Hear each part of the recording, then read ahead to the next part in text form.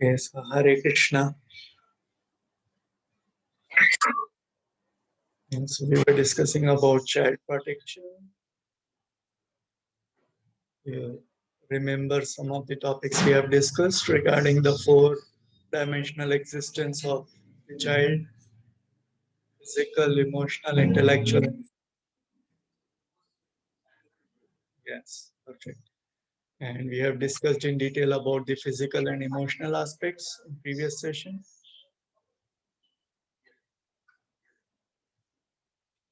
And these are some of the mantras we have discussed.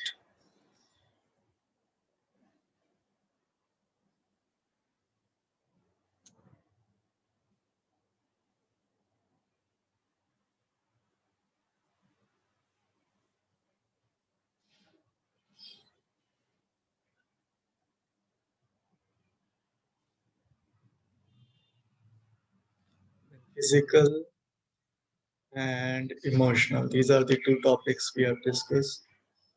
And then comes intellectual abuse. So, intellectual abuse, some of the things that includes a disrespect for another's learning style, way of thinking, or intellectual interests.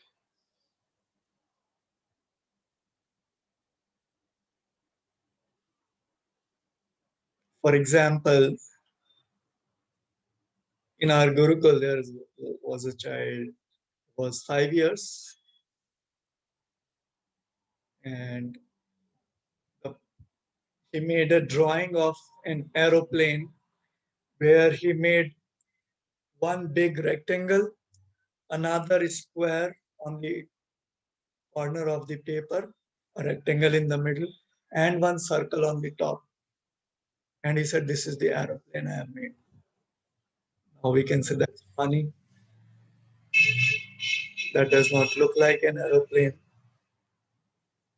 But one second.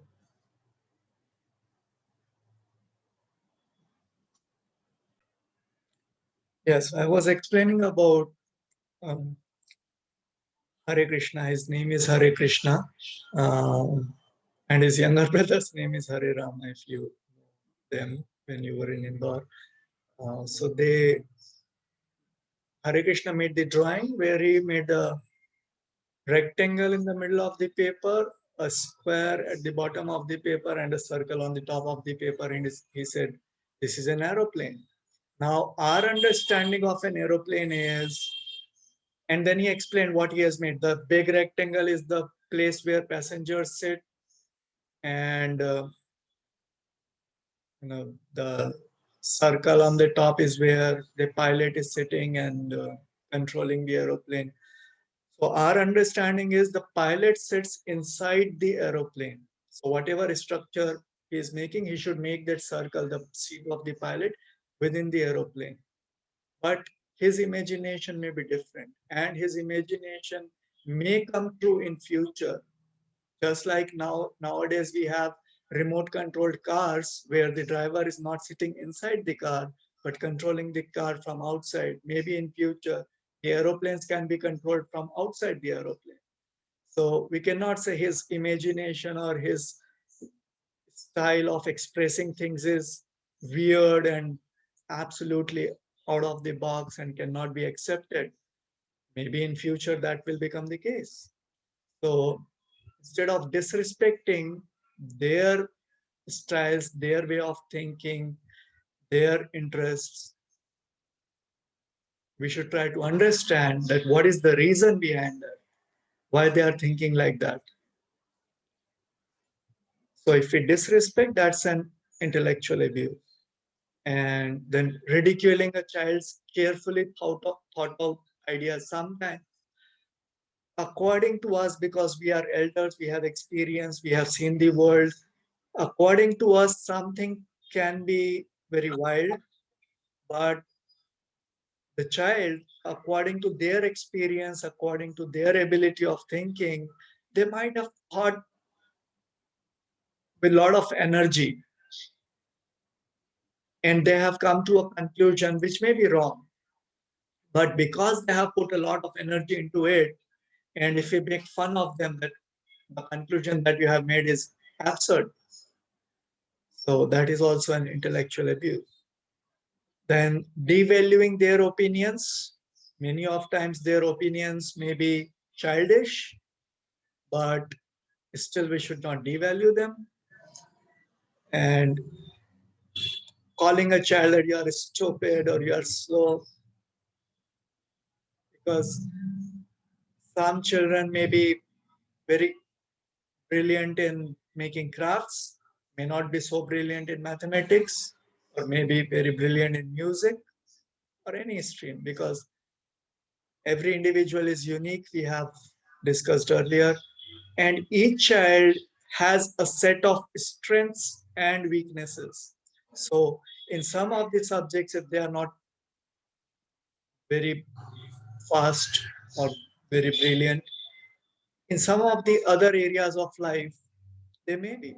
So, just examining them in one area and designating them as stupid or foolish or slow, it is an intellectual abuse. And then not providing sufficient facilities and resources for their intellectual development, because this is the duty of parents. So if we do not do that, that is also an intellectual abuse.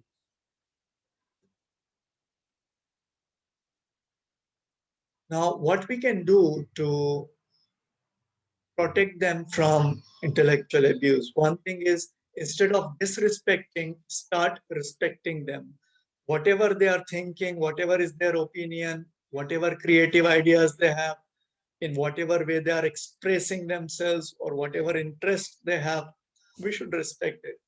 We should acknowledge it. Yes, you are an individual and you have your own thoughts, your own opinions, your own ideas, your own expressions and interests. And we accept that, we respect that. And we should provide them sufficient facilities and resources for their intellectual development. So in Gurukulam, because you know that Gaurang Gurukulam is based on intense research, more than 4 years of exclusive research, and then after that, research along with implementation. So we have come up with 10 pole stars, which a learner should attain throughout the education. And these 10 pole stars deal with their intellectual development. And that starts with the culture, because it is said a person who does not know about his or her culture is like a tree without roots. So we know if a tree does not has roots, then that tree ultimately dries up, it does not grow. Similarly, a human being, if they are not aware about their culture, then they would not grow far. Ultimately, they dry up. So the first pole star is to know about our culture, and based on culture, we build character. Once these two things are strong, just like in a tree, the roots and stem, these are the two things which are the foundation for a tree. When these two things are strong, the whole tree will flourish.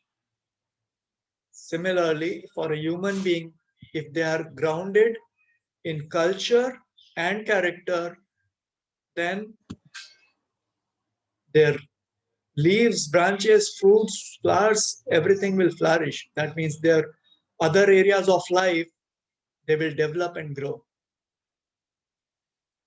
So culture and character, and then human skills, practical application of whatever we are learning. Learning is meant for practical application. Learning is not meant for theoretically memorizing things. It is not about information, it is about knowledge. Knowledge means the applied information. If you know, we have discussed.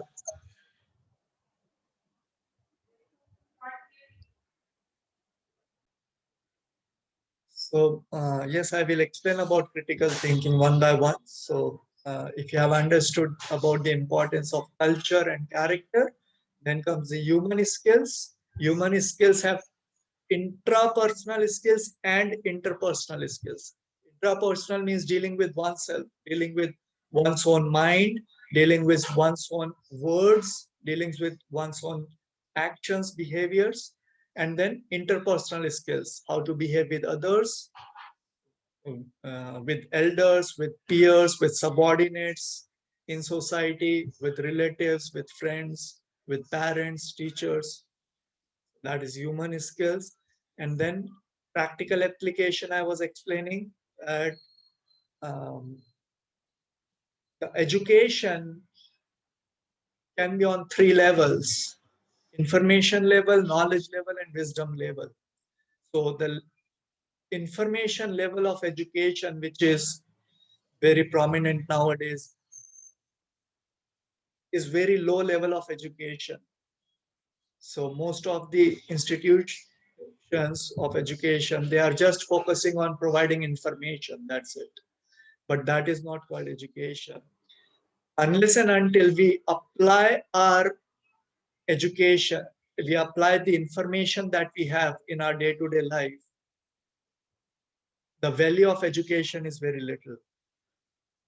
So practical application, whatever we are learning, whatever information we are getting, unless and until we learn to practically apply that in our day-to-day life, it has very little value. So that is on knowledge level of education, where we practically apply things. But that is not the topmost level of education. The topmost level is, I give you an example. If there are terrorists, they also have knowledge because they are applying the information they have, but they are applying the information for a wrong cause, which is not beneficial for the society, which has negative impact on society. So the topmost level of education is level of wisdom. Wisdom means not only applying things, but applying the things, the information for a right cause, which brings positive social change. So education has to be on the platform of wisdom. And in today's time, we can see even the topmost universities of the world, they are not on wisdom level. They don't know what is the right cause, which is beneficial for the whole society. But the Gurukulas, we understand, they were on the wisdom level. They were not only teaching information, they were not only teaching how to apply the information you have, but they were also teaching where and in which way to apply those information that we have, which is not only beneficial for oneself, but which is beneficial for the whole world, not just one particular society, but the whole world.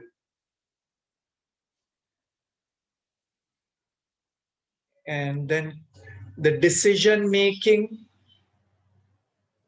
So this is the work of intelligence, to discriminate between right and wrong, good and bad. So decision making is one of the objective of intellectual development, one of the pole stars.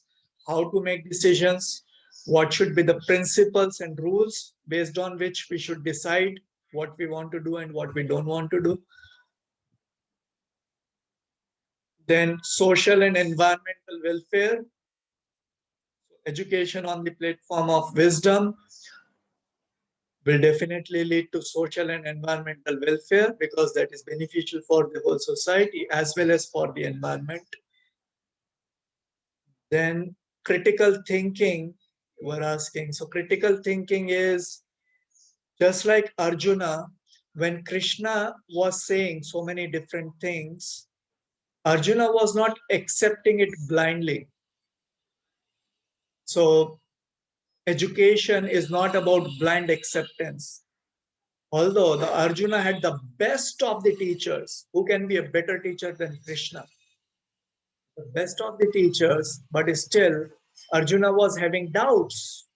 He was asking questions. He was not just accepting. He was saying, oh, Krishna is there, so whatever he is saying, I should accept it.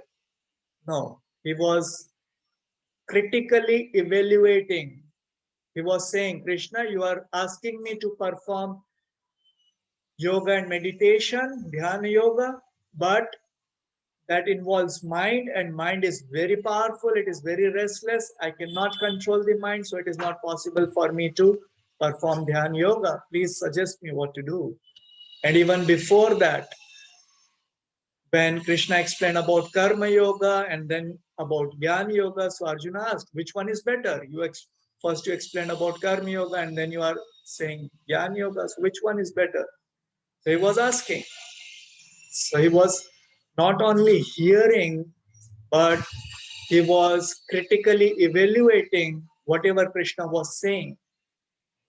As a learner, it is very important to develop critical thinking. Critical thinking means to ask the cross questions. What if what you are saying is wrong? And that is not at all a disobedience on the part of the learner. Most of the educational institutions, they do not promote critical thinking, and most of the time they suppress critical thinking because their ideology is when a student asks question, this is disobedience. This is not at all disobedience. This is a part of learning. Education is always a two-way communication. It is never a one-way. The teacher is only speaking and the student is only for hearing, and they have to hear and accept everything blindly. No, that is not learning. Learning is if they are hearing, there will be naturally many questions in their mind, and they should be given freedom to ask questions. And not only questions, but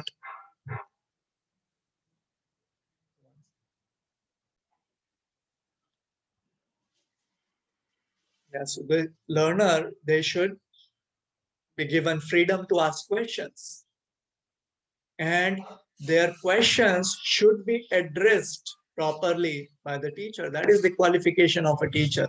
Many a times the questions are suppressed because the teacher has the fear of losing respect if they are not able to answer. But a true teacher has the knowledge to give the answer to satisfy the queries of the learner. And one of the quality of teacher is if he does not know the answer, he does not give a wrong answer or mislead the student. He would simply say, I will find out about it and then I will address to your question. And this does not lead to reduction in the respect of the teacher from the students, because the respect of teacher is not based on what the teacher is doing in the class, but it is more based on what teacher is doing after and before the class. What is the behavior of the teacher? Whatever he is teaching, is he himself applying that? The behavior of the teacher, the way he speaks, the love and attention that the teacher is able to give to the students, all these things count for the respect of the teacher. So it is not at all a matter of fear if the teacher does not know the answer. He can simply say, I don't know the answer and I will find out, and then I'll give the answer of your question. This also lead to the universal fact that none of the human beings in this world knows about everything. No one can claim that I know everything about this world. No one can claim. So it is very obvious and natural for a teacher to not know about some things. But when the teacher actually give importance to the question of the child and he find out the answer and then again come back to the learner and give the answer, that actually builds respect. So critical thinking is very important. Also, nowadays, not on because the learners, they are cultivating this habit of not asking questions, just accepting whatever is being told to them. Now, such learners, when they are passed out from the education system and now they are participating in the society in various positions with the same attitude of not asking questions, then what is happening in the society? So many people are talking rubbish, which has no sense, but because they are talking aloud and promoting it through media and all, people are accepting, although that is false, that is not beneficial for the society, but people are accepting that because they are not taught about critical thinking. They are being suppressed of asking questions. And because of that, we are seeing where the society is going. So therefore, not only in learning system, but even for full participation in the society, critical thinking, raising questions is very important. And that's beneficial for not only the person, but for the society at large. Next is communication. Of course, very important part. I was assistant professor in university and I know the major problem the student have is about communication. After 12 years of schooling, learning languages, learning about so many subjects, but they were never taught about how to communicate. And when they come to college, they don't know how to communicate. So they join some personality development classes, spoken English classes, different classes to improve their communication. What does that mean?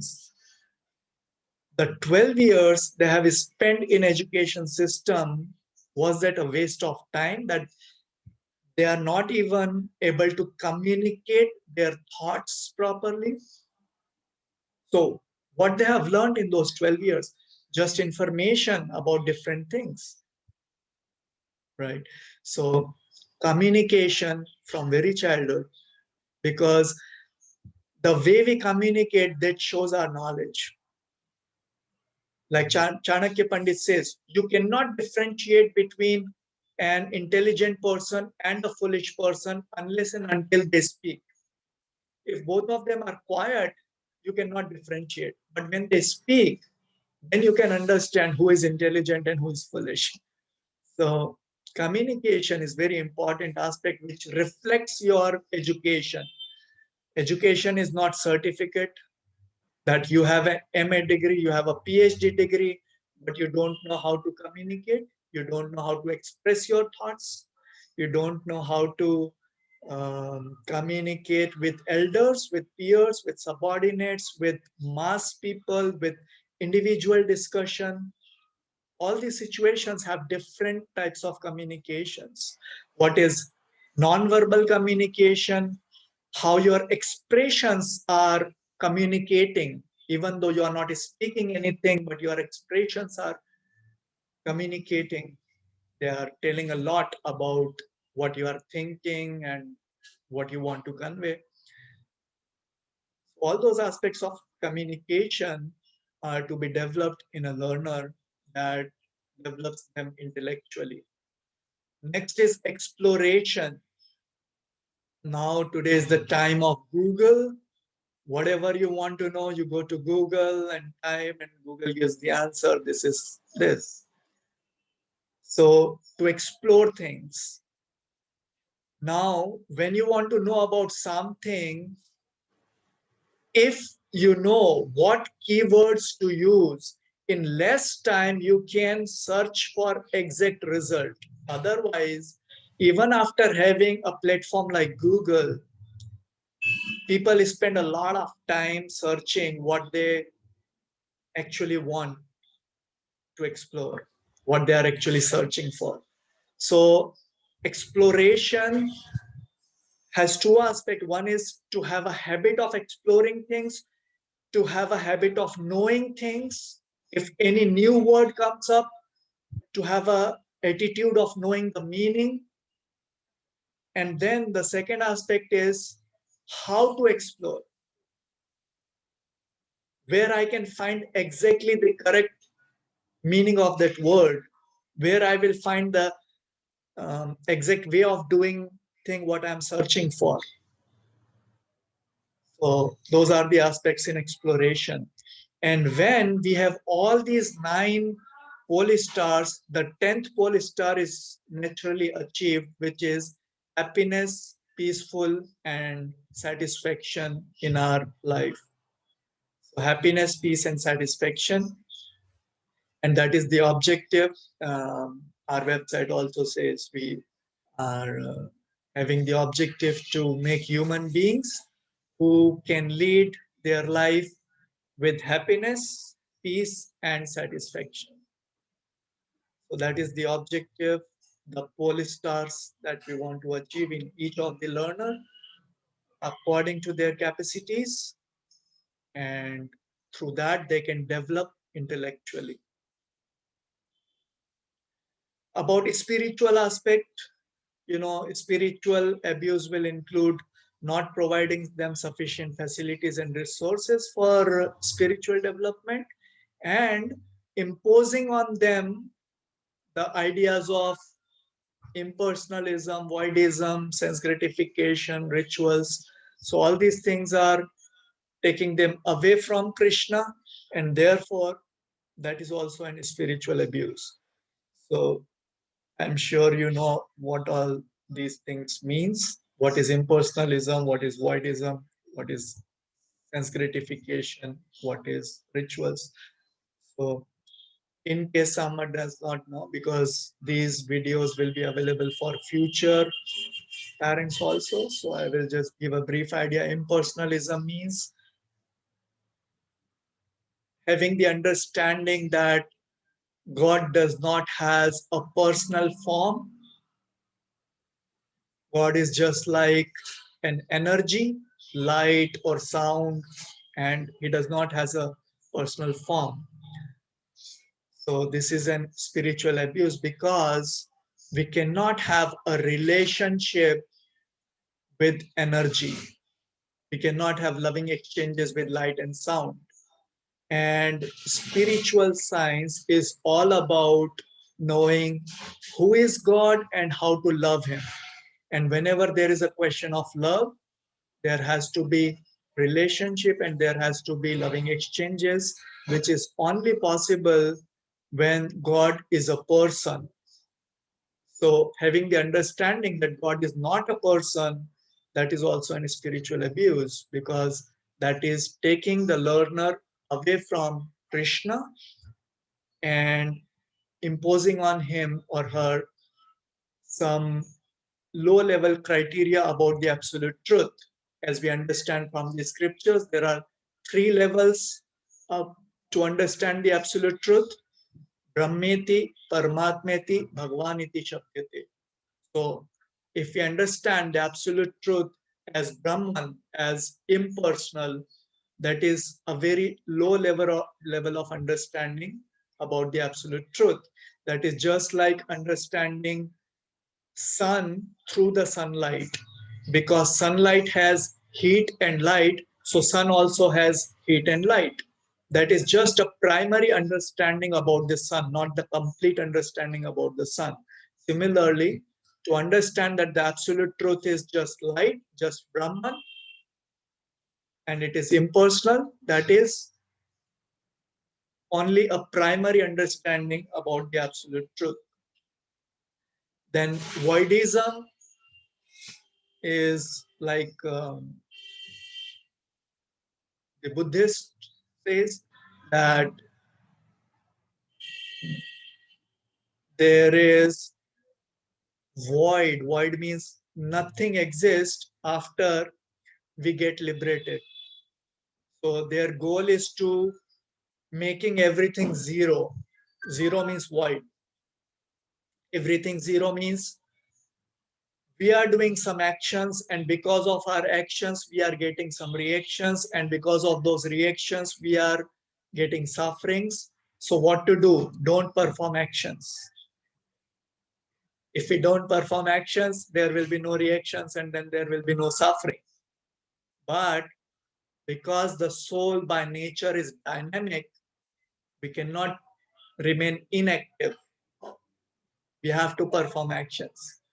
And Srila Prabhupada in Updeshamrit explains this as, if we purchase a property and after purchasing property, we have to pay taxes. So the solution is, do not purchase the property. That's not a good solution. So because we are getting reaction of our action, so do not perform action. That is not a good solution. So the right solution is dovetailing our actions according to the scriptures so that those action does not lead to suffering. There is a code of conduct given in the scripture, just like whenever we purchase an electronic item, we get a booklet, an instruction manual, which explain about how to operate that instrument, that device. Similarly, the scriptures are the instruction manual for human beings, how to live life in the form of human being. Everything is given in the scriptures. They are the code of conduct for human beings. And if we learn that, we understand how we are supposed to act according to scriptures, then there will be no suffering. That is the solution, to dovetail our actions, not to stop acting or making everything void. And when we understand to act according to the code of conduct given in the scriptures, then those actions lead to increase in our love of God, our love for Krishna, our love for God, our knowledge about the absolute truth increases when we perform our actions according to code of conduct of scriptures.